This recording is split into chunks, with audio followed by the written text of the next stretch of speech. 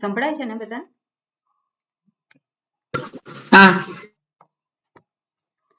વૈષ્ણવજન તો તેને કહીએ છે પીડ પરાઈ જાણી રે, પર દુઃખે ઉપકાર કરે તોય મન અભિમાન ન આણે રે. વૈષ્ણવજન તો તેને કહીએ. સકળ લોકમાં સહુને વંદે, નિંદાન કરે કે નીરે, વાચ કાચ મન નિશ્ચળ રાખે, ધન ધન જનની તેની રે. વૈષ્ણવજન તો તેને કહીએ. સમદૃષ્ટિને તૃષ્ણા ત્યાગી, પર સ્ત્રી જેને માત રે, જીહ્વા થકી અસત્ય ન બોલે, પરથન નવ ચાલે હાથ રે. વૈષ્ણવજન તો તેને કહીએ. મોહ માયા વ્યાપે નહીં જેને, દૃઢ વૈરાગ્ય જેના મન મારે, રામ નામ શું તાળી રે લાગી, સકળ તીરથ તેના તન મારે. વૈષ્ણવજન તો તેને કહીએ. વણલોભીને કપટ રહિત છે, કામ ક્રોધ નિવાર્યા રે, ભણે નરસૈયો તેનું દર્શન કરતા, કુળ એકોતેર તાર્યા રે. વૈષ્ણવજન તો તેને કહીએ છે પીડ પરાઈ જાણી રે, પર દુઃખે ઉપકાર કરે તોય મન અભિમાન ન આણે રે. વૈષ્ણવજન તો તેને કહીએ. ઓમ હરિ ઓમ શ્રી ગુરુભ્યો નમઃ. હરિ ઓમ. ઓમ સહના ભવતુ સહનૌ પુનક્તુ સહ વીર્યં કરવાવહૈ, તેજસ્વિનાવધીતમસ્તુ મા વિદ્વિષાવહૈ. ઓમ શાંતિ શાંતિ શાંતિ. શંકરં શંકરાચાર્યં કેશવં બાદરાયણં, सूत्रभाष्यकृतौ वन्दे भगवन्तौ पुनः पुनः. ईश्वरो गुरुरात्मेति मूर्तिभेदविभागिने, व्योमवद्व्याप्तदेहाय दक्षिणामूर्तये नमः. दयाकरं दयाकारं दान्तं धर्मप्रवर्तकं, प्रणमामि दयानन्दं मदाचार्यवरं परम्. ओके, मंगलाचरण. सरोजबेन.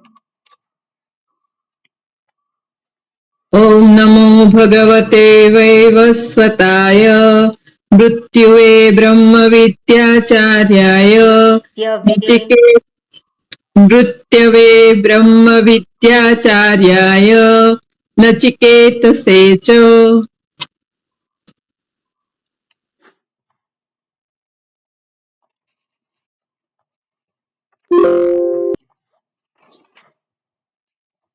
દસમા મંત્રથી. ઓકે, દસમો મંત્ર 10મો 11મો બરોબર. બે મંત્ર. જયવિંદાબેન ફાવશે આપને? સ્વામીની જે ટ્રાય તો કરીશ ને. હાજી. યદેવેહ તદેમૂત્ર યદમૂત્ર તદન્વિહ મૃત્યુ સમૃત્યમાપ્નોતિ ય ઇહ નાનેવ પશ્યતિ મનસૈવેદમાપ્તવ્યમ નેહ નાનાસ્તિ કિંચન મૃત્યુ સમૃત્યુમ ગચ્છતિ ય ગચ્છતિ મૃત્યુ સમૃત્યુમ ગચ્છતિ ય ઇહ નાનેવ પશ્યતિ. Very good. ઓકે, મંત્રમાં શું કહ્યું આપણે જોયું છે, યદ એવ ઇહ તદ અમૂત્ર. એનો અર્થ શું છે? યદ એવ ઇહ, ઇહ એટલે અહીં, જે અહીં છે તદ અમૂત્ર ત્યાં છે. અહીં છે એટલે શું છે? હું, જેને હું તરીકે ઓળખીએ છે તે, જે મારા માટે કેવો છે? ઓળખીતો છે, મારા માટે ઓળખીતો છે. ઇહ હું, અને તદ અમૂત્ર, અમૂત્ર એટલે જે તત્ શબ્દથી જેને કહેવામાં આવે છે ઈશ્વર. તો જે અહીં છે તે ત્યાં છે, અને જે ત્યાં છે એ જ અહીંયા છે. હવે એનો અર્થ શું થાય? હું એ ઈશ્વર, ઈશ્વર એ હું. તો આ સત્ય છે, એને આપણે બંનેની પાછળનું સત્ય ન જાણ્યું હોય તો સ્વીકારવામાં તકલીફ પડે. કારણ કે હું મને જાણું છું, કઈ રીતે? અનુભવ સિદ્ધ તરીકે હું જાણું છું, એને જ જાણું છું, એને જ જાણું છું. જે અનુભવ સિદ્ધ છે એને જ જાણું છું, એનાથી વિશેષ સ્વરૂપને જાણતો નથી. તો જે વ્યક્તિ, સામાન્ય વ્યક્તિની વાત કરીએ આપણે, તો સામાન્ય વ્યક્તિ આ જે વાત જે છે શ્રુતિની, એનો સ્વીકાર કરી શકે નહીં. શું? એકત્વની જે વાત કરે છે. અને શ્રુતિ શું દર્શાવે છે? શ્રુતિનું તાત્પર્ય એકત્વ દર્શાવવામાં જ છે. અને એટલા માટે અહીં આપણે જોઈએ કે શ્રુતિ જે દર્શાવે છે, જે અહીં છે તે ત્યાં છે, જે ત્યાં છે એ અહીં છે.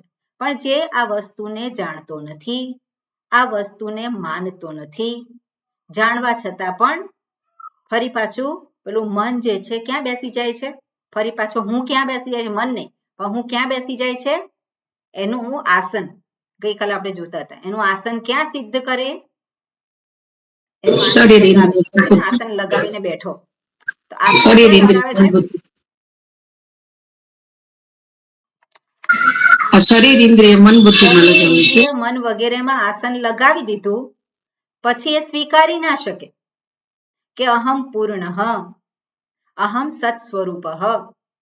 એટલે શ્રુતિ આપણને દર્શાવે, આપણે જાણીએ, અને છતાં પણ આપણું આસન જો ત્યાં જ હોય શરીર વગેરેમાં, તો શરીર વગેરે અનિત્ય છે, અને અનિત્ય છે એટલે એ સ્વીકાર થઈ શકે નહીં પાછો કે હું પૂર્ણ છું.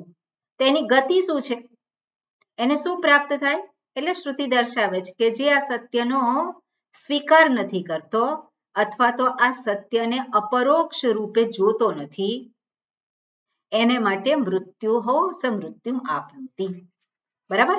ય ઇહ નાના ઇવ પશ્યતિ, ય ઇહ નાના એવ પશ્યતિ ગઈકાલે આપણે જોયું. અને આગળના મંત્રમાં પણ શું કહ્યું છે? સાધન દર્શાવ્યું છે. મનસા એવ ઇદમ આપતવ્યમ. હવે પેલો હું જે છે એને આસન જમાવ્યું છે. ક્યાં જમાવ્યું છે? શરીર, ઇન્દ્રિય, મન, બુદ્ધિ. જાણતો નથી એટલે આસન ક્યાં હોય? ત્યાં જ હોય. જાણ્યા પછી પણ આસન ત્યાં બની રહે છે, તો જાણતા પહેલા તો ક્યાં છે? ત્યાં જ છે. પણ એટલે શરીર, ઇન્દ્રિય, મન, બુદ્ધિ, એમાં અહીંયા શ્રુતિ દર્શાવે છે મનસા એવ ઇદમ આપતવ્યમ. એટલે ગઈકાલે આપણે જે ચર્ચા જોઈ હતી, અને એમાં આપણે જોઈએ કે હુંને જાણે. હવે મનસા એવ ઇદમ આપતવ્યમ, મન દ્વારા હુંને જાણવાનું છે. તો જાણનાર કોણ છે? કોને જાણે છે? મન, ઇન્દ્રિય, શરીર આ બધું સાધન છે. મનસા એવ ઇદમ આપતવ્યમ જ્યારે શ્રુતિ કહે છે ત્યારે એ શું છે? સાધન છે કે નહીં? મન વડે જાણવાનું છે. તો મન એ સાધન છે. કોને જાણવાનું છે? હુંને જ જાણવાનું છે. કોણ જાણનાર છે?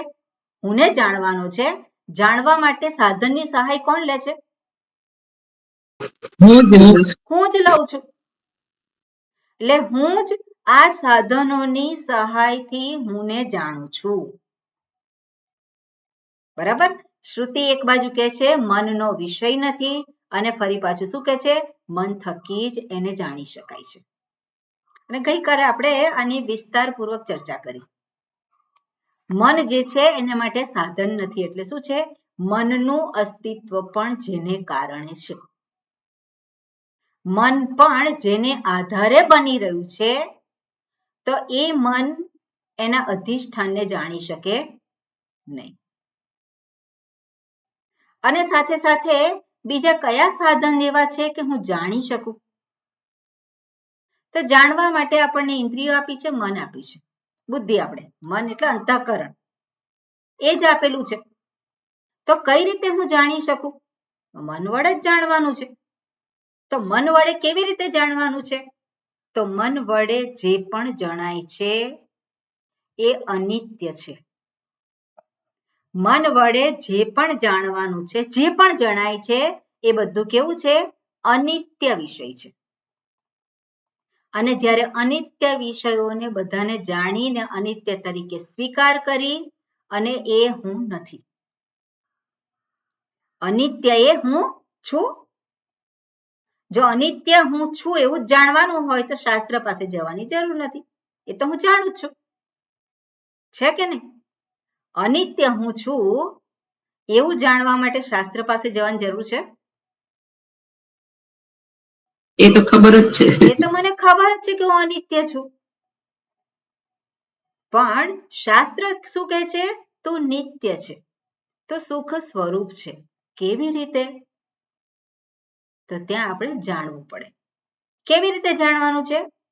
બુદ્ધિથી, મનથી, ઇન્દ્રિયોની સહાયથી. તો ઇન્દ્રિયોની સહાયથી જે જણાય છે આપણને એ શેને જાણીએ છીએ? આત્માને જાણીએ છીએ કે અનાત્માને જાણીએ છીએ? ઇન્દ્રિયોની સહાયથી અનાત્માને. શેને જાણીએ છીએ? અનાત્માને. બરાબર ને? ઇન્દ્રિયો જે 5 ઇન્દ્રિયો છે આપણે જગતને જાણીએ છીએ. તો શું જાણીએ છીએ? અનાત્મા જે અનિત્ય છે એને જાણીએ છીએ. અને મનમાં જે બધા ડેટા જાય છે એ કયા ડેટા જાય છે? જે ઇન્દ્રિયથી ગ્રહણ થાય છે એ ડેટા જાય છે અંદર. છે કે નહીં? ઇન્દ્રિયોથી જે કંઈ ગ્રહણ થાય છે એ જ અંદર મનમાં રિફ્લેક્ટ થાય છે. એટલે આપણે કહીએ કે આ શું છે? માઉસ છે. જોયું ઇન્દ્રિયથી અને એ ડેટા ગયા મનમાં અને ત્યાં પ્રગટ થયું કે આ વિષય છે. તો ઇન્દ્રિયોથી જે કંઈ જણાય છે એ બધું અનાત્મ ક્ષેત્ર છે. એને આ તરીકે જ ગણીએ. એટલે વિષયનું જ્ઞાન થાય છે ઇન્દ્રિયોથી. અને મન પણ શું કરે છે? મન દ્વારા પણ એ વિષયનું જ્ઞાન જ થાય છે. પણ મન કેવી રીતે આપણને આત્મ સ્વરૂપનું ભાન કરાવે? આત્મ સ્વરૂપનું ભાન કેવી રીતે કરાવે? તો જે અનિત્ય છે એને અનિત્ય તરીકે જાણ. અનિત્યને અનિત્ય તરીકે જાણીએ અને એનો નિષેધ થયો છે. નિષેધ થયો. આ નિત્ય છે, નિત્ય નથી. જગતમાં જે કંઈ છે એ બધું અનિત્ય તરીકે જાણીએ અને ત્યાં વિવેક કરીએ આ નિત્ય નથી. આ નિત્ય નથી, આ નિત્ય નથી, નિત્ય નથી, નિત્ય નથી, નિત્ય નથી. બધું જ નિગેટ થઈ ગયું. ત્યાં શું રહ્યું? ત્યાં શું રહ્યું? કાંઈ ના રહ્યું. શુદ્ધ. કાંઈ ના રહ્યું. સત્ય તો છે જ. હું સાચું સ્વરૂપ. એટલે જ્યાં જે છે એ કોણ છે? નિષેધ કરનારો. આ નથી, આ નથી, આ નથી કહેનારો રહે છે કે નહીં? હું તો રહે છે ને કે હું જતો રહ્યો એની સાથે? એ તો છે જ સર્વકાળે. છે જ. એટલે સર્વનો નિષેધ કરનાર છે એ પોતાનો નિષેધ કરી શકે નહીં. એટલે જે કંઈ આપણે વિષય તરીકે જોઈએ છે એ બધાનો નિષેધ કરવા માટે મનની જરૂર છે. મન સાધન છે. નિત્ય આત્માને જાણવા માટે નહીં. નિત્ય આત્મા નિત્ય સિદ્ધ છે. નિત્ય આત્મા નિત્ય સિદ્ધ છે. પણ જ્યારે શ્રુતિ એવું કહે છે મનસા એવ ઇદમ આપ્તવ્યમ, એનો અર્થ શું છે? અનિત્યને જાણવા માટે મનની આવશ્યકતા છે કે નહીં? અનિત્યને જાણવા માટે મનની આવશ્યકતા છે કે નહીં? મન સાધન છે, ઇન્દ્રિયો અને મન. જો મન ના હોય તો આપણી ચક્ષુરેન્દ્રિય કોઈની પર હોય તો પણ એને ગ્રહણ કરે. ઘણી બધી વખત આપણે જોયું હોય કે પેલો ગુસ્સે થયો હોય અને ઘરમાં ઝઘડો થયો અને પછી જતો રહે એક રૂમમાં અને પેપર લે, ન્યૂઝપેપર. આ ન્યૂઝપેપર ઊંધું પકડ્યું હોય, ન્યૂઝપેપર ઊંધું પકડ્યું હોય અને પછી એમાં ફેરવે કે જાણે કે ન્યૂઝપેપર વાંચે છે, પણ એ વાંચે છે? એનું ધ્યાન જ નથી ત્યાં, મન છે જ નહીં ત્યાં. એટલે એ શું છે કે મન જે છે એ સાધન છે. શેને માટે છે? અનિત્યને ઓળખવા માટે. ઇન્દ્રિયોની પાછળ મન છે ત્યારે અનિત્ય વસ્તુઓનું મને ભાન થાય છે. પણ મન એ સાધન છે શેને માટે?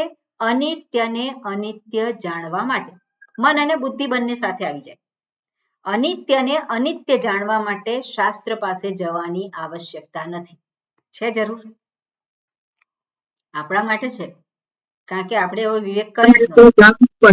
જ્યાં સુધી શાસ્ત્ર પાસે આવ્યા નહીં ત્યાં સુધી અનિત્ય ને અનિત્ય તરીકે ખબર હોય ને જરૂરત નથી, અને છતાં પણ ત્યારે જ વિચાર આવે છે, શાસ્ત્ર કે ત્યારે. એટલે અનિત્યને અનિત્ય તરીકે જાણવા માટે ઇન્દ્રિયો છે. એટલે મનસા એવ ઇદમ આપ્તવ્યમ જ્યારે કહે છે મન વડે ન જણાય, અર્થાત મન જે છે એના પોતાના સ્વરૂપને ઓળખી શકે નહીં, અને મન દ્વારા જ જાણવાનું છે.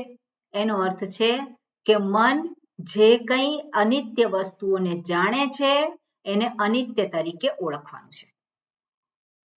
અર્થાત નિત્ય અનિત્યનો વિવેક કરવાનો છે. નિત્ય અનિત્યનો વિવેક કર્યો, અનિત્ય છે, અનિત્ય છે, અનિત્ય છે, એનો અર્થ શું છે? નિત્ય નથી. તો બધું જ અનિત્યનો નિષેધ કરી દીધો, ત્યાં કંઈક બાકી રહે છે. કોણ રહે છે? નિષેધ કરનારો પેલો જે હું છે એ બાકી રહ્યો. એ નિત્ય છે કે અનિત્ય છે? હું બધાનો નિષેધ કરનારો એ નિત્ય છે કે અનિત્ય છે? નિત્ય છે. એ કોણ છે? છે જ હંમેશા. નિષેધ જ્યારે આપણે એને એવી રીતે સમજી શકીએ કે જ્યારે ચક્ષુરેન્દ્રિય દ્વારા કોઈક વસ્તુને આપણે ગ્રહણ કરીએ છીએ અને એને આધારે મનમાં ડેટા જાય છે અને કહીએ છીએ કે આ વસ્તુ છે. એ કેવી વસ્તુ છે?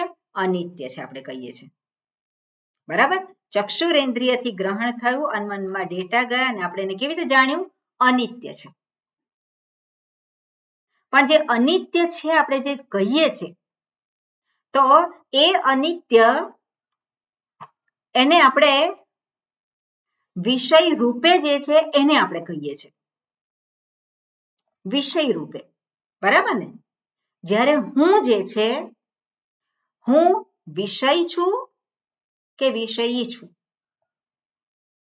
વિષયી. કોણ છું? વિષયી છું. વિષયી એટલે વિષય જેને કારણે ઓળખાય છે.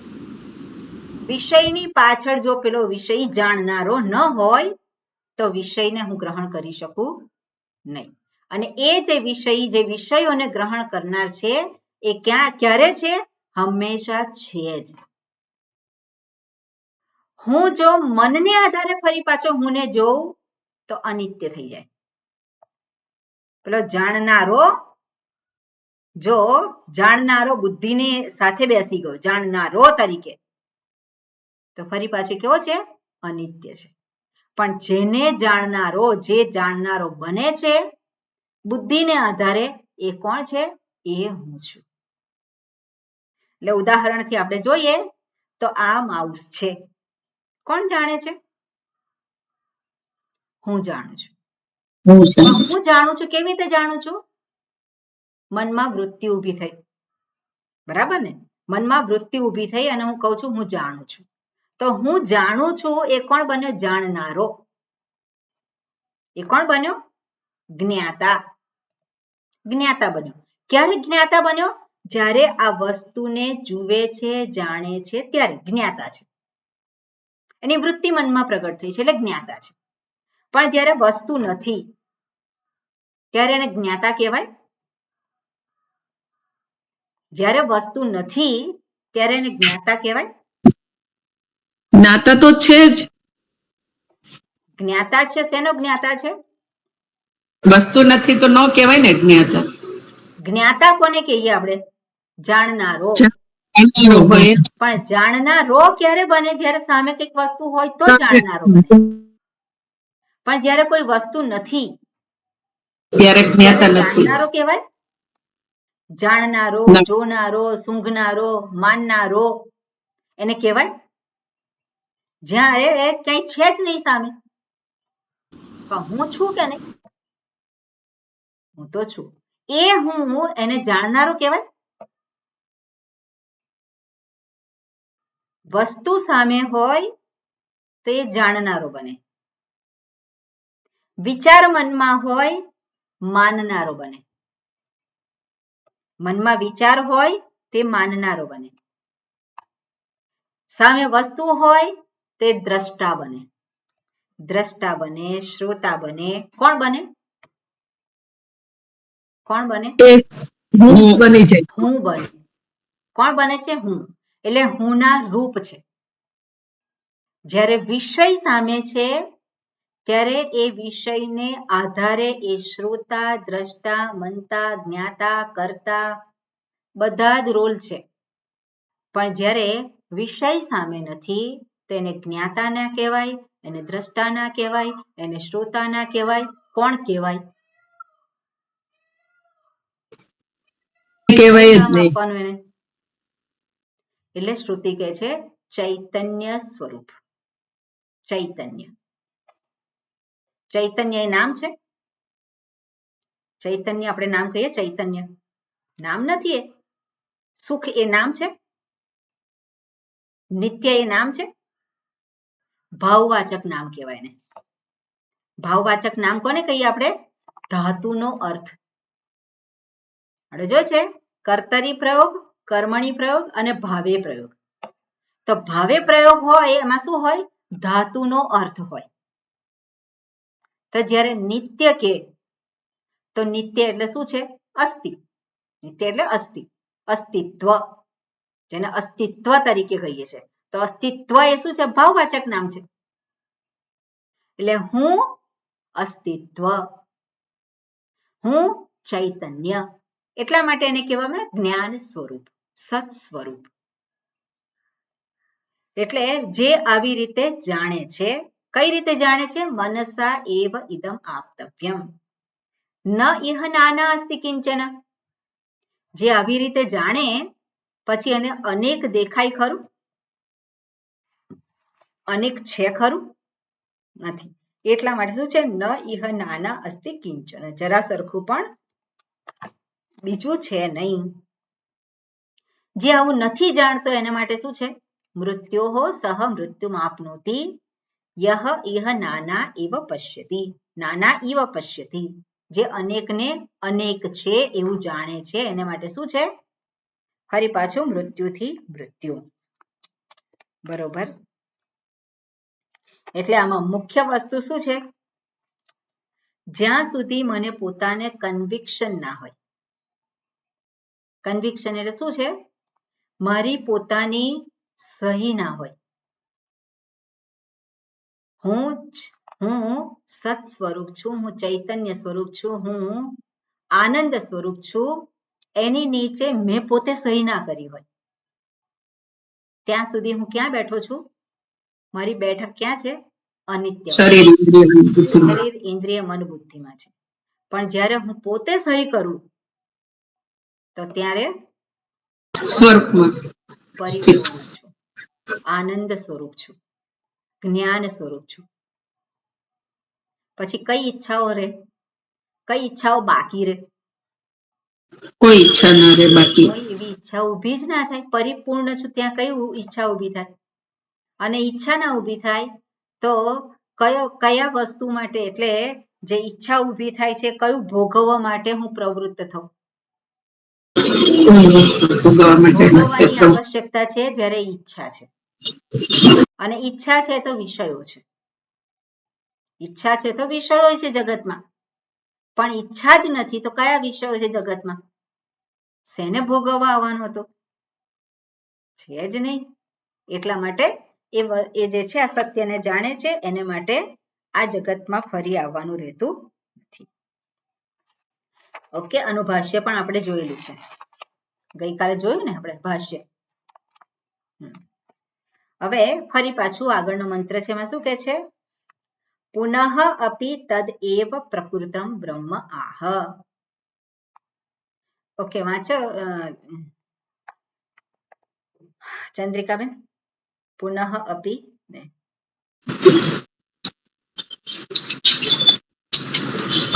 મંત્ર બોલવાનું કે ભાષણ? સંગતિ, ભાષ્ય સંગતિ જે છે.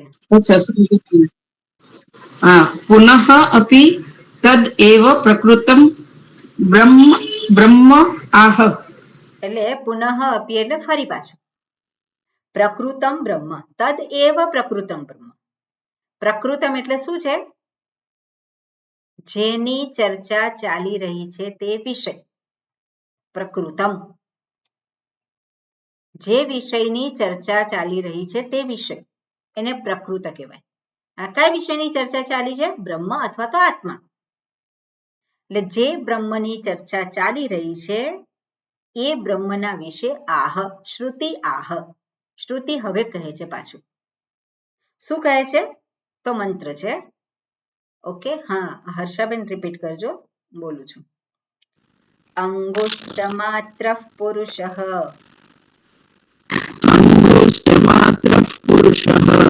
મધ્યે આત્મનિ તિષ્ઠતિ, ઈશાનો ભૂતભવ્યસ્ય, ન તતો વિજુગુપ્સતે, એતદ્વૈ તત.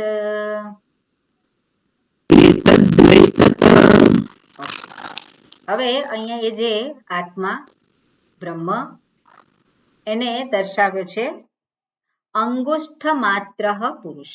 પુરુષ એટલે બ્રહ્મ અથવા તો આત્મા જેને કહીએ. તો પુરુષ, પુરુષ કેમ કે છે? કારણ કે સર્વાન પૂરયતિ પુરુષ, જે સર્વને પૂરે છે. પૂરે છે એટલે શું છે? સર્વની અંદર વ્યાપ્ત છે, સર્વમાં જે ઉપલબ્ધ છે. સર્વાન પૂરયતિ, જેમાં બધું જ સમય જાય છે, એને કોણ કહેવાય? પુરુષ.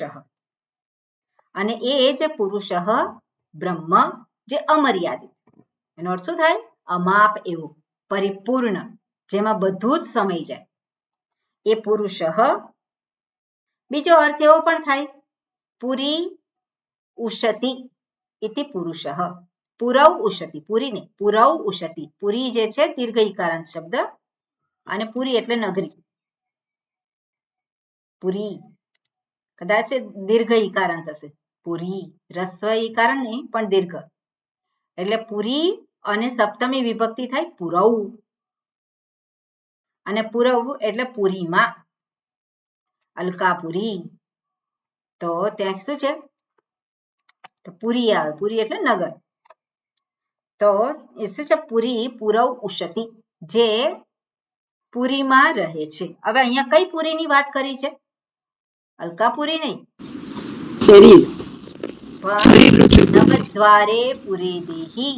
ભગવદ્ ગીતામાં કહ્યું છે નવદ્વાર વાળી નગરી.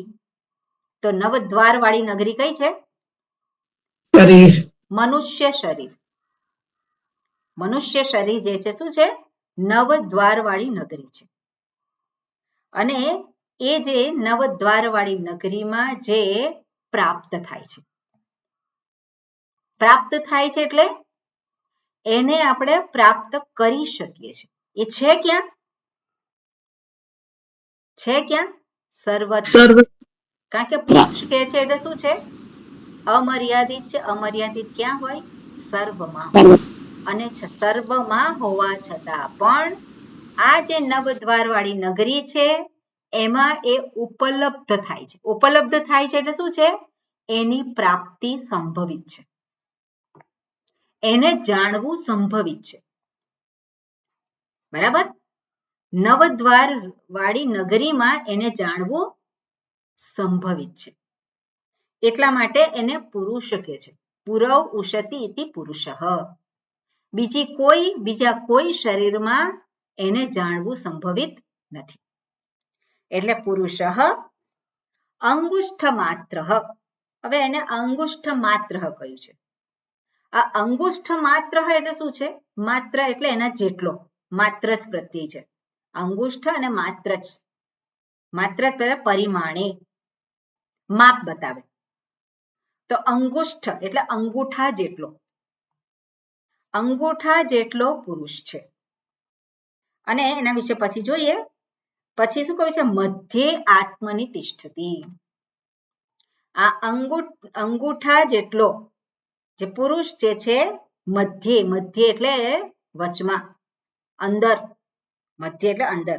આત્મની તિષ્ઠતિ. અને આત્મની શબ્દનો અર્થ અહીંયા લેવાનો છે શરીર. આત્મની શબ્દનો અર્થ શરીર લેવાનો છે. શરીરમાં એ તિષ્ઠતિ એટલે બેઠો છે. આ અંગુષ્ઠ પરિમાણ વાળો અંગૂઠા જેટલો આત્મા શરીરમાં બેઠેલો છે. આગળનું જે છે વાક્યમાં શું કહે છે? મંત્રમાં ઈશાનઃ ભૂતભવ્યસ્ય. એ કોણ છે? ઈશાન. ભૂતભવ્યસ્ય ઈશાન. ઈશાન એટલે ઈશ્વર. શાસન કરનાર. તો શાસન કરનાર કોની ઉપર? ભૂતભવ્યસ્ય. કાળની ઉપર શાસન કરનારો. ઈશાન ભૂતભવ્યસ્ય. આવું જે જાણનાર છે ન તતઃ વિજુગુપ્સતે. એને કોઈના માટે તિરસ્કાર થતો નથી. એટલે આમાં જે બધી વાતો કરી છે એને ગોઠવવી પડે આપણે. હવે અહીંયા જે વાત કરે છે અંગુષ્ઠ માત્ર પુરુષ મધ્ય આત્મની તિષ્ઠતિ, આવું જ્યારે શ્રુતિ કહે છે તો એને આપણે પહેલા જોઈએ. અંગુષ્ઠ માત્ર કહ્યું છે. અંગૂઠાના માપ જેટલો. તો અંગૂઠો જે છે આપણે જોઈએ કે અંગૂઠો આપણો હોય અને એને વચ્ચે રાખીએ અને આંગળીઓ આવી રીતે એને એ કરીએ. બરોબર? હવે અંગૂઠો જે છે એ બધી જ આંગળીઓમાં વ્યાપ્ત છે. આપણે અંદર મૂક્યો અંગૂઠાને તો અંદરની જે જગ્યા છે શેનાથી પૂરાઈ ગઈ? અંગૂઠાથી પૂરાઈ ગઈ. અંગૂઠો વચ્ચે રાખ્યો, અંગૂઠાથી પૂરાઈ ગઈ. હવે આ જે આપણું હૃદય જે છે એ હૃદયને આપણે આના જેવું કલ્પવામાં આવ્યું છે. મુઠ્ઠીની જેમ ઊંધી મુઠ્ઠી હોય એવી રીતે એની કલ્પના કરવામાં આવે છે. એટલે દરેકનું હૃદય કેટલું હોય? તો એની મુઠ્ઠી હોય એના જેટલું હૃદય હોય. એટલે હૃદયમાં પુરુષ જે છે એટલે અંગૂઠો જે છે પુરુષની સ્થાને છે. અંગુષ્ઠ માત્ર પુરુષ. અને જેવી રીતે અંદર શું કરે છે? અંદર જે જગ્યા છે એને કેવી કરી છે? પૂરી દીધી છે. એ જ રીતે હૃદય એની અંદર આ આત્મા અંગુષ્ઠ માત્ર છે. એટલે અંગુષ્ઠના માપ વાળો છે. હવે આને લિટરલી ના લેવાનું હોય. આ વસ્તુ જે વાત કરી છે એ ઉપાસના માટે વાત કરી છે. ઉપાસક જે છે એ ઉપાસના કરે છે, ધ્યાન માટે વાત કરી છે કે એને ક્યાં પામવાનું. આપણે કહે છે હું, તો હું આપણે કઈ જગ્યાએ દર્શાવીએ છીએ? હું ને આપણે આમ નથી કહેતા કે આમ નથી કહેતા. હું ક્યાં કહીએ છીએ? હું અહીંયા. અહીંયા એટલે ક્યાં? એટલે હૃદય સ્થાનમાં હુંની ઉપલબ્ધિ થાય છે. હૃદય સ્થાનમાં હુંની ઉપલબ્ધિ દર્શાવે છે. એટલે પેલો જે ધ્યાન કરનારો છે, ઉપાસના કરનારો છે એ કાલ્પનિક રીતે એ પ્રકારે ત્યાં હૃદય જે છે, હૃદય આકાશમાં પુરુષની કલ્પના કરે છે. પુરુષ એટલે જે સર્વને પૂરે છે એ પુરુષની કલ્પના કરે છે અને ધ્યાન કરે છે કે ક્યાં એ અવેલેબલ છે. અને એટલે ઉપાસક માટે કહ્યું છું, ઉપાસના માટે. અને બીજું જે વેદાંતી છે, વેદાંતી આને કઈ રીતે જુએ તો ઉપલબ્ધિ સ્થાન છે. આ હોને માટે ઉપલબ્ધિ સ્થાન. આ શરીરની અંદર મુખ્ય અવયવ કયું ગણીએ છીએ આપણે? હૃદયને ગણીએ. હૃદય એ મુખ્ય અવયવ ગણીએ છીએ અને હૃદય છે એની અંદર આ પુરુષને ત્યાં કલ્પવામાં આવ્યો છે. અર્થાત હુંની ઉપલબ્ધિ પુરુષ કે જે કોણ છે? સર્વવ્યાપક છે, અમર્યાદિત છે, એની ઉપલબ્ધિ હું તરીકે થાય છે. એની ઉપલબ્ધિ કઈ રીતે થાય છે? હું તરીકે. ક્યાં થાય છે? હૃદયમાં. હવે હૃદયમાં જે કહ્યું છે તો ત્યાં ફરી પાછું આપણે વિચાર કરવો પડે. હૃદયમાં થાય છે એટલે શું છે? એટલે ફરી પાછું આપણને શાસ્ત્ર દર્શાવે કે આ શરીરની અંદર હૃદય અને હૃદયમાં મન રહેલું છે. હૃદયમાં મન, અંતઃકરણ. અને અંતઃકરણમાં બે પ્રકારની વૃત્તિ છે. અંતઃકરણમાં વૃત્તિ છે. કઈ રીતની છે? અહમ વૃત્તિ છે, ઇદમ વૃત્તિ છે. તો આની આજે છે આપણે જે જાણવાનું છે, જેને એ કોને જાણવાનું છે? અહમ. તો અહમ અહમ અહમ અહમ રૂપે જે પ્રગટ થાય છે. એટલે હૃદય આપણે કે શરીર, શરીરમાં રહેલ હૃદય, હૃદયમાં રહેલ અંતઃકરણ, અંતઃકરણ અંતર્ગત બુદ્ધિ આપણે જોઈએ.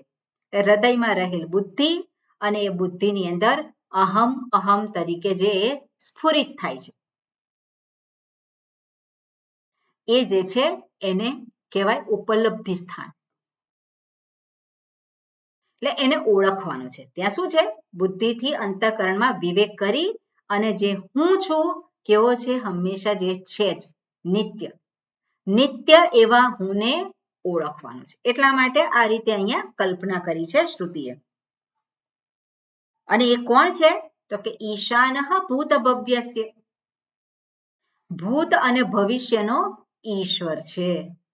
હવે હું તરીકે જે આપણને પ્રાપ્ત થાય એને માટે કયો કાળ છે? ભૂતકાળ છે, ભવિષ્યકાળ છે, વર્તમાન કાળ છે. એને માટે જે કાળ જ નથી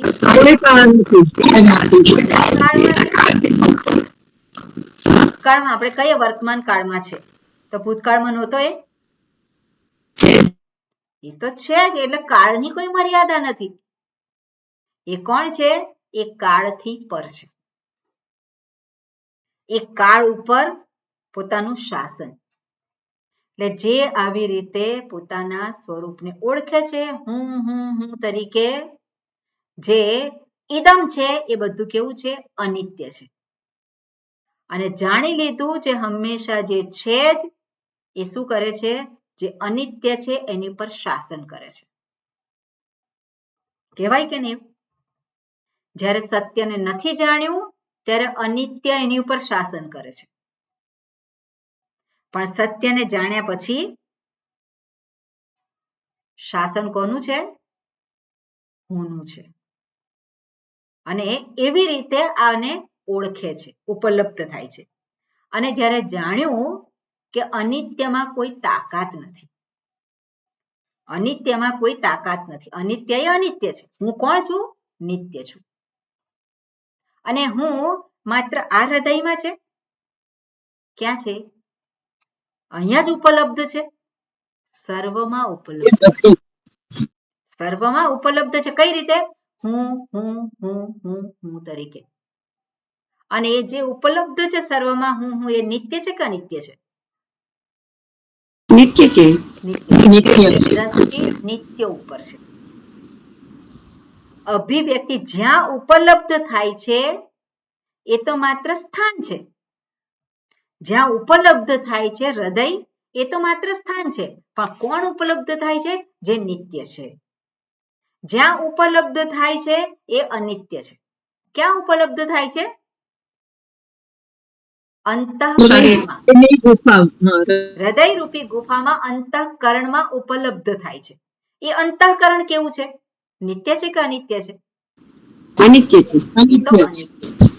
એટલે એની દ્રષ્ટિ અનિત્ય ઉપર નથી અંતઃકરણ ઉપર, એટલે કે સૂક્ષ્મ શરીર ઉપર, કે નથી સ્થૂળ શરીર ઉપર.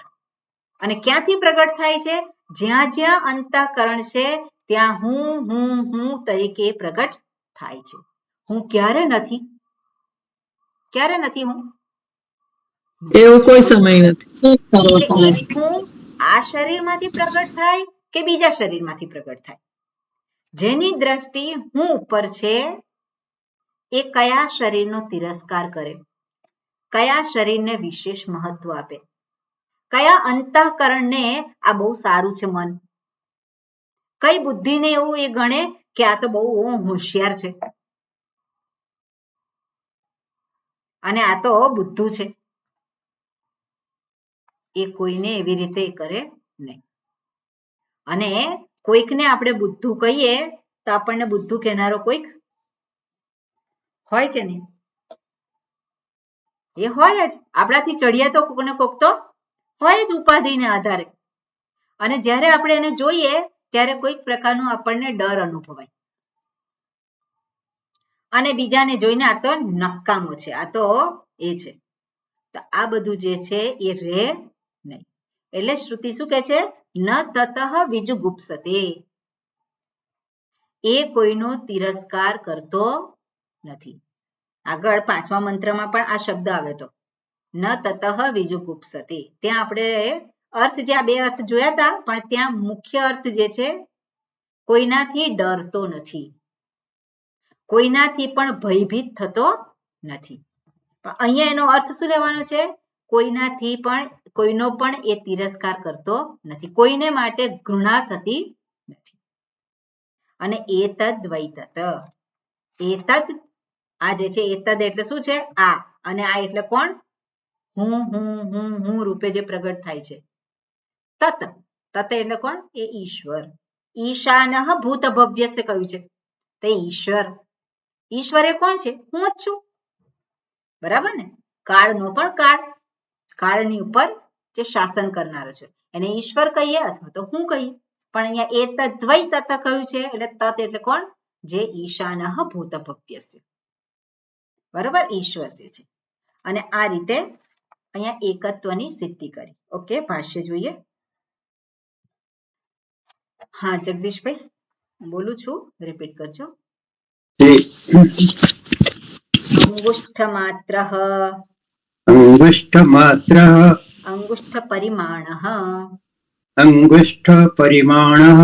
અંગુષ્ઠ પરિમાણમ, હૃદય પુંડરીકમ,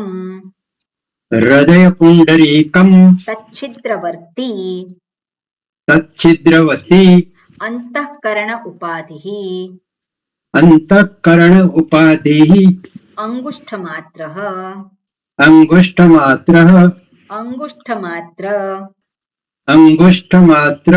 વંશ પર્વ મધ્યવર્તી,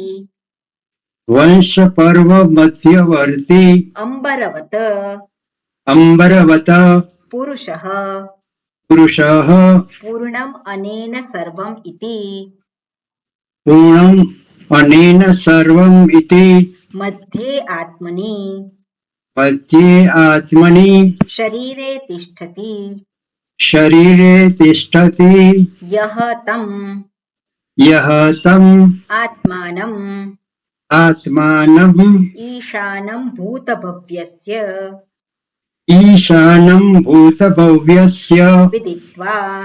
વિદિત્વા ન તતઃ ઇત્યાદિ પૂર્વવત. ઓકે, શું કહ્યું છે અહીંયા? અંગુષ્ઠ માત્ર, અંગુષ્ઠ પરિમાણ, જે આપણે અર્થ જોયો એ જ છે, બરાબર? અંગુષ્ઠ માત્ર એટલે અંગુષ્ઠ પરિમાણ, બરોબર. પરિમાણ જે કહ્યું છે એમાં પરિમાણ દધ્ન જ પ્રત્યય છે. પરિમાણ માત્ર જે છે માત્ર જ પ્રત્યય છે, પણ પરિમાણ એવો અર્થ એ જે આપ્યું છે એમાં દધ્ન જ એટલે ત્યાં અન આવે છે અને પછી આન થાય છે. ઓકે, અંગુષ્ઠ પરિમાણમ આગળ શું કહે છે? અંગુષ્ઠના માપનું. હૃદય પુંડરીકમ હૃદય કમળ, હૃદય કમળ અને તચ્છિદ્રવર્તી હૃદય કમળમાં રહેલ છિદ્રવર્તી એટલે એમાં રહેલ પોલાણ, પોલાણ એટલે અહીંયા કલ્પના કરવામાં આવી છે. હૃદયમાં રહેલ છિદ્ર અને છિદ્રવર્તી દીર્ઘ ઈકાર છિદ્રવર્તીન ઇન અંત છે. છિદ્રવર્તીન વર્તીન એટલે જે રહેલો છે તે, અને હૃદયમાં જે છિદ્રમાં રહેલો છે તે છિદ્રવર્તીન કઈ રીતે? અંતઃકરણ ઉપાધિ, અંતઃકરણ રૂપી ઉપાધિના દ્વારા. એટલે હુંની ઉપલબ્ધિ ક્યાં થાય છે? અંતઃકરણમાં થાય છે. અંતઃકરણમાં કઈ રીતે થાય છે? હું રૂપે જેને ઉપલબ્ધ થાય છે. ક્યાં છે? કે હૃદયમાં છે. હૃદયના આકાશમાં, એટલે હૃદયાકાશ કહીએ છીએ. હૃદયાકાશને બદલે અહીંયા શું કહ્યું? તચ્છિદ્ર, જે આકાશ જે છે એની અંદર. તો અંતઃકરણ ઉપાધિ અંગુષ્ઠ માત્ર, બરોબર? અંગુષ્ઠ માત્ર શબ્દનો આ રીતે એનો અર્થ કર્યો. હવે એને સમજાવતા ઉદાહરણ આપે છે. અંગુષ્ઠ માત્ર એટલે શું છે? વંશ પર્વ મધ્યવર્તી અંબરવત. અંબરવત, અંબર એટલે આકાશ, અંબર એટલે આકાશ, અથવા તો આપણે એને અંબર એટલે આકાશ એટલે સ્પેસ. આકાશ એટલે સ્કાય નહીં. આપણે જ્યારે પણ વેદાંતમાં જોઈએ તો આકાશ શબ્દનો અર્થ સ્કાય ના થાય, પણ આકાશ શબ્દનો અર્થ થાય સ્પેસ. સ્પેસ અને સ્કાયમાં ભેદ છે કે નહીં? રાત્રે આપણે જોઈએ તો ક્યાં જોઈએ? રાત્રે આપણે ઉપર નજર કરીએ કે આકાશ, પણ આકાશ એટલે શું? સ્કાય કે સ્પેસ? સ્કાય. અને આ આપણે વાત કરીએ છીએ સ્પેસ. કહે છે તો કેવું છે સ્કાય? એનું વર્ણન કરે પેલો. પણ આકાશ એટલે શું? અવકાશ પ્રદાતૃ આકાશ. હંમેશા એ જે અર્થ છે એ આપણે મનમાં ધારણ રાખવાનું. જ્યારે પણ વેદાંત શાસ્ત્રમાં આકાશ શબ્દનો પ્રયોગ થાય એટલે અવકાશ પ્રદાતૃ આકાશ, જે બધાને જગ્યા આપે છે. બધું જે કંઈ છે ક્યાં છે? આકાશમાં છે. એટલે આકાશ શબ્દનો અર્થ છે સ્પેસ. એટલે અંબરવત એટલે આકાશની જેમ. ક્યાં છે આકાશ? વંશ પર્વ મધ્યે. હવે વંશ પર્વ એટલે શું છે? વંશ એટલે વાંસ, વંશ એટલે વાંસ, અને વાંસનું પર્વ, પર્વ એટલે વચ્ચેની ગાંઠ. વંશ પર્વ, પર્વ એટલે શું છે? વચ્ચેની પેલી ગાંઠ. અને વંશ પર્વ મધ્યે એટલે ગાંઠની વચ્ચે. બે ગાંઠ હોય અને બે ગાંઠની વચ્ચે શું હોય? પોલાણ હોય. હવે જુદા જુદા પ્રકારના બધા વાંસ આવતા હોય અને અહીંયા એનું માપ બતાવે છે. અહીંયા માપ બતાવે છે એટલે શું છે કે જે જગ્યા છે આપણે ત્યાં જોઈએ છે, આપણે ગુજરાતમાં એમાં તો વાંસમાં પેલી ગાંઠો હોય દૂર દૂર હોય છે, એવું નહીં. પણ વાંસ જે પેલી ગાંઠ છે એ કેવી છે? તો પેલી જે જગ્યા છે એને પૂરનારી છે, એટલે નજીક નજીક છે. ગાંઠો કેવી છે? નજીક છે. એટલે છે અંગુષ્ઠ માત્ર વંશ પર્વ. એટલે જે વાંસનો જે ગાંઠ જે છે, ગાંઠ મધ્યવર્તી એટલે ગાંઠની મધ્યમાં. તો બે ગાંઠો એની મધ્યમાં, તો એ કેટલું છે? એ કેટલું છે? અથવા તો આપણે એવી રીતે જોઈ શકીએ, જે અંગુષ્ઠ માત્ર કહ્યું છે એટલે જે વાંસનો જે ગાંઠ છે એ ગાંઠ શું કરે છે? બે પોલાણને પૂરે છે. જે પોલાણ રહેલું છે એમાં વચ્ચે ગાંઠ હોય અને એ ગાંઠ શું કરે? એ પોલાણને પૂરે છે. એ ગાંઠ કેટલી હોય? નાની હોય. તો એ શું છે? એ પોલાણમાં રહેલી ગાંઠ જેવી રીતે એને પૂરે છે. એવી જ રીતે અહીંયા હૃદયમાં રહેલ આકાશમાં આત્મા રહેલ છે. એટલે વાંસની બે ગાંઠો વચ્ચે જગ્યા હોય છે એના જેટલું એ રીતે જ ખરેખર એને લીધું છે. પણ હવે અહીંયા એવું બે ગાંઠો નથી કહ્યું, પણ આપણે હવે સમજવા માટે એને એવી રીતે લેવું પડે. ઓકે, બરોબર. એટલે આ પ્રમાણે પુરુષ જે છે એટલો છે. હવે પુરુષ કેમ કયો? પુરુષ પૂર્ણમ અનેન સર્વમ. પુરુષ કેમ કયો? પૂર્ણમ અનેન, બધાના દ્વારા જે પૂરાય છે. પૂર્ણમ અનેન, બધાના દ્વારા જે પૂરાય છે, પૂર્ણ બને છે. તો બધાના દ્વારા એટલે બધું છે, એ બધાને જગ્યા આપે છે, એટલા માટે એને શું કહેવાય? પૂર્ણમ. કાંઈ હોય જ નહીં તો આપણે એવું કહીએ કે પૂર્ણ. કાંઈ ના હોય તો ના કહીએ. પણ શું છે? જે બધાને પૂરે છે, આવરી લે છે, અને એટલા માટે એને કહેવાય પૂર્ણમ. પૂર્ણમ અનેન સર્વમ. સર્વમ છે એટલે સર્વને આવરી લે છે, સર્વને પૂર્ણ કરે છે. પૂર્ણ કરે છે ને એ પણ સર્વ જેમાં છે, બધું જ જેનામાં છે, અને એટલા માટે એને પૂર્ણ કહેવાય, એને પુરુષ કહેવાય. પૂર્ણ છે માટે એને પુરુષ કહેવાય. ઓકે, પછી આગળ શું છે? મધ્યે આત્મની, એટલે આત્મની એટલે કે શરીરે. મધ્યે એટલે મધ્યે શરીરે. તિષ્ઠતી, તિષ્ઠતી રહેલ છે. યહ તિષ્ઠતી, જે રહેલ છે.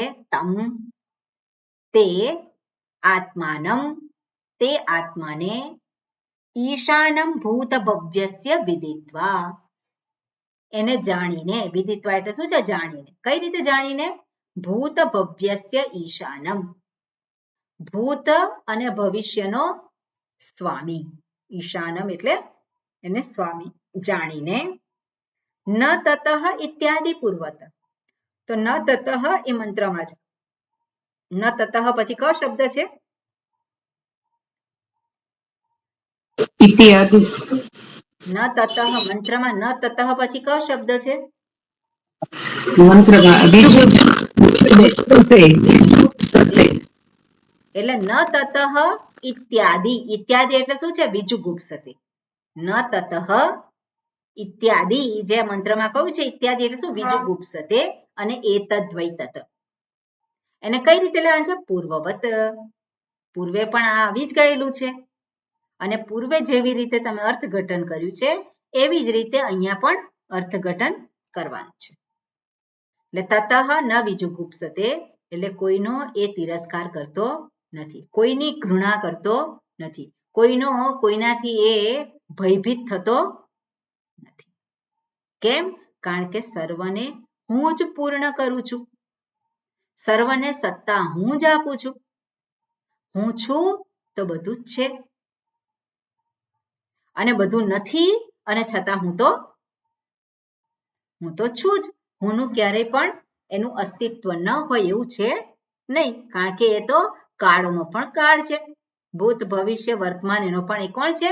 કાળ, એનો સ્વામી છે. આવી રીતે જે જાણે છે એ શું છે? એ પોતાને જાણે છે. એટલે આ રીતે અહીંયા દર્શાવ્યું. હવે આગળનો જે મંત્ર છે એમાં શું કહ્યું છે? ઓકે, અને રિપીટ કરજો. હા, જયવિંદાબેન, હા બોલો, તમને આવડશે. કિંચ અંગુષ્ટ માત્ર પુરુષઃ જ્યોતિરિવા ધૂમકઃ. સ્વ છે અને રસ્તો બોલવાનો. જ્યોતિરિવા ધૂમકઃ ઈશાનો ભૂત ભવ્યસ્ય સ એવાદ્યસ ઉશ્ચ એતદ્વૈ તત. ચ નથી, શ્વઃ. સહ ઉશ્ચ ફરી ઈશાનો ભૂતભવ્યસ્ય સ એવાદ્ય સહ ઉશ્ચ ચ નહીં શ્વઃ શ્વઃ એતદ્વૈતત ઓકે અંગુષ્ઠમાત્ર પુરુષः જ્યોતિરિવા ધૂમકः ઈશાનો ભૂતભવ્યસ્ય સ એવાત્ય સ ઉશ્વઃ એતદ્વૈતત અહીંયા પણ એ અંગુષ્ઠ માત્ર પુરુષની જ વાત કરે છે એના વિશે જ આગળ ફરી પાછું કહે છે તો અંગુષ્ઠ માત્ર પુરુષ જ્યોતિરિવ અધૂમકઃ જ્યોતિ ઇવ અહીંયા ચૈતન્ય સ્વરૂપનો નિર્દેશ કરે છે એ જ પુરુષ જે છે કેવો છે ચૈતન્ય સ્વરૂપ છે જ્યોતિ ઇવ જ્યોતિ એટલે પ્રકાશ જેવી રીતે પ્રકાશ જે છે પણ પ્રકાશ કેવો છે અધૂમકઃ ધૂમકઃ એટલે ધુમાડો અગ્નિ હોય પ્રગટાવ્યો હોય તો એ કેવો હોય અગ્નિમાં ધુમાડો હોય અગ્નિ પ્રકાશ આપે પણ ફરી પાછો ધુમાડો પણ ત્યાં હોય પણ સૂર્યપ્રકાશ છે ત્યાં ધુમાડો છે ત્યાં ધુમાડો નથી એટલે સૂર્યપ્રકાશ જે છે કેવો છે અધૂમકઃ એવી રીતે હું જેને અહીંયા ઓળખવાનું છે એ પુરુષ કેવો છે અંગુષ્ઠ માત્ર પુરુષ જે હૃદય આકાશમાં ઉપલબ્ધ છે હું તરીકે એ કેવો છે ચૈતન્ય સ્વરૂપ છે અને એમાં ચૈતન્ય સિવાય બીજું કંઈ છે નહીં એટલે ચૈતન્ય એવ બરોબર અધૂમકઃ અને ઈશાનઃ ભૂતભવ્યસ્ય આગળ આવી ગયું મંત્રમાં ઈશાનઃ ભૂતભવ્યસ્ય સહ એવ એ જે પુરુષ છે સહ એવ અદ્ય સહ એવ અદ્ય અદ્ય એટલે શું થાય અદ્ય એટલે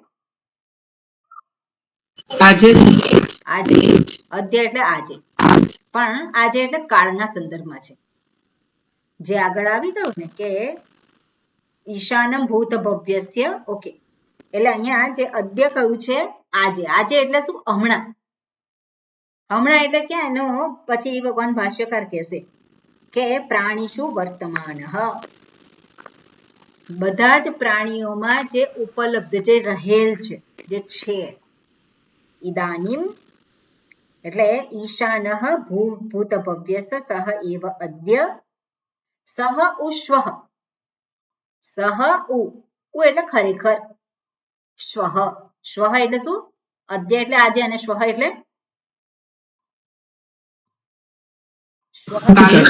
શું થાય કાલે બરાબર શ્વઃ એટલે કાલે એટલે જે અત્યારે હમણાં અહીં છે અને જે ભવિષ્યમાં પણ છે જ ઈશાનઃ ભૂતભવ્યસ્ય એને જ અહીંયા દર્શાવ્યું ઈશાનઃ ભૂતભવ્યસ્ય એટલે શું છે ભૂતકાળમાં છે ઇદાનીમ અત્યારે છે અને ભવિષ્યમાં પણ જે છે જ કોણ છે અંગુષ્ઠ માત્ર પુરુષ ક્યાં છે મધ્યે આત્મની તિષ્ઠતી ક્યાં છે શરીરમાં છે શરીરના મધ્ય હું રૂપે બરાબર એ હંમેશા રહે છે અને જ્યોતિરિવા ધૂમકઃ એને જ્યોતિ એટલે ચૈતન્ય અને ચૈતન્ય એને પ્રગટ થવા માટે કોની આવશ્યકતા છે હુંને પ્રગટ થવા માટે કોઈની આવશ્યકતા જરૂર નથી હું પોતે જ કેવો છે સ્વયં પ્રકાશિત છું એટલા માટે અહીંયા જ્યોતિ અને અધૂમકઃ અર્થાત એમાં બીજું કાંઈ છે નહીં એવી રીતે ચૈતન્ય સ્વરૂપ છે કે જેમાં ક્યારેય પણ જડતા હોય નહીં કોઈ કહે કે જડ તો એને જવાબ ના આપવો પડે કે હું જડ નથી જો એને જવાબ આપવો પડે એનો અર્થ શું છે એને સંશય છે કોઈ કે જડ, તો તેને વિશ્વાસ નથી, પેલો જડ કે છે ત્યારે એને કહેવા જાય કે જડ નથી હું, મને મારામાં શું છે, સેન્સિટિવિટી છે, હું ચેતનવાન છું, મને ખબર પડે છે હું જડ નથી. પણ અહીંયા શું કહે છે શ્રુતિ, ચેતનવાન છે હંમેશા, જે જાણે છે આવું, એટલે અધૂમકઃ. બરોબર, એ પોતે પ્રકાશ સ્વરૂપ છે, ચૈતન્ય સ્વરૂપ છે, અને બીજાને પણ પ્રકાશિત કરે છે. બીજાને પ્રકાશિત કરે છે એટલે શેને પ્રકાશિત કરે છે?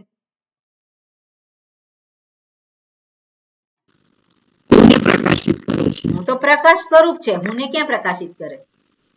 હું તો પ્રકાશ સ્વરૂપ છે, ચૈતન્ય સ્વરૂપ છે, મને પ્રકાશિત કરવા માટે કોઈની આવશ્યકતા નથી. પ્રકાશ સ્વરૂપ છે, બીજા કોને પ્રકાશિત કરે છે? બીજા કોને પ્રકાશિત કરે છે? હા, બાકી બધું પ્રકાશિત જ છે. પણ બાકી બધું પ્રકાશિત જ છે એની મેળે. જો જાણ્યું તો એમ. જાણે શું જાણે? સ્વયં પ્રકાશ, સ્વયંને જાણે તો બધું. અહમ પ્રકાશ સ્વયં ચૈતન્ય સ્વરૂપ, હુંને પ્રગટ થવા માટે કોઈની આવશ્યકતા નથી, પણ હું સર્વને પ્રકાશિત કરનાર છું. શું કે નહીં? શું પ્રકાશિત થાય છે? હું સર્વને પ્રકાશિત કરનાર છું એટલે શું પ્રકાશિત? બધામાં રહેલ ને હું જાણી શકું. જો હું મારા સ્વ સ્વરૂપને જાણું તો સર્વ જગ્યાએ રહેલ સ્વરૂપ એક જ છે એ જાણું. એ તો જાણી તારે, એને જાણી કહેવાય ને, સર્વમાં એક જ રહેલ છે. પછી જરૂર જ નથી, પછી બધું પ્રકાશિત જ છે. એટલે આપણે જાણવાનું અહીંયા, હું પોતે પ્રકાશ સ્વરૂપ છું, ચૈતન્ય સ્વરૂપ છું, હુંની હાજરીમાં બધું પ્રકાશિત થાય છે. હુંની સાથે જે પણ આપણે જોડીએ એ બધું પ્રકાશિત થાય છે. હુંની સાથે શું જોડીએ છે? શરીર સમગ્ર જગતને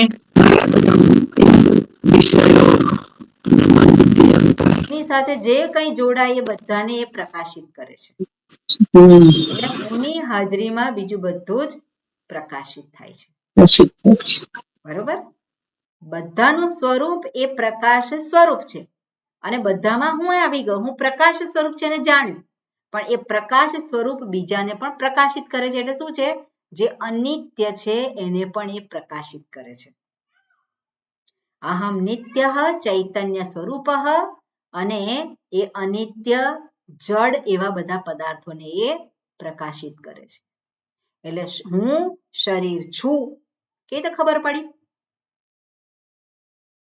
હું ચૈતન્ય સ્વરૂપ છું અને આ શરીરને પ્રકાશિત કરે છે કે નહીં? ત્યારે પેલો કહી શકે છે હું શરીર છું. જો ચૈતન્ય હોય જ નહીં તો કે ખરો પેલો? ચૈતન્ય હોય જ નહીં તો કે ખરો? ના કહી શકે. એટલે ચૈતન્ય સ્વરૂપ હુંને કારણે જ પેલો કહી શકે છે હું શરીર છું, હું મન છું, હું દ્રષ્ટા છું, હું કર્તા છું, હું ભોગતા છું. કહી શકે છે ક્યારે? હું ચૈતન્ય સ્વરૂપ છું. બરાબર, જેને કહેવામાં આવે છે દ્રષ્ટા શ્રોતા જે બધા છે એ બધા કેવા છે? કોઈક આધારને આધારે છે. વિષય છે એટલા માટે પોતાને એવી રીતે જાણે છે, પણ એ બધાને પ્રકાશિત કરનાર કોણ છે? એને પ્રકાશિત કરનાર પણ હું જ છું. અને એ રીતે આને જાણવાનું. નેક્સ્ટ ટાઈમ આપણે વિશેષ જોઈશું. ઓમ પૂર્ણમતઃ પૂર્ણમિદં પૂર્ણાત પૂર્ણમુદચ્યતે પૂર્ણસ્ય પૂર્ણમાદાય પૂર્ણમેવાવશિષ્યતે. ઓમ શાંતિ શાંતિ શાંતિ. હરિ ઓમ શ્રી ગુરુભ્યો નમઃ. હરિ ઓમ. હરિ ઓમ. હરિ ઓમ.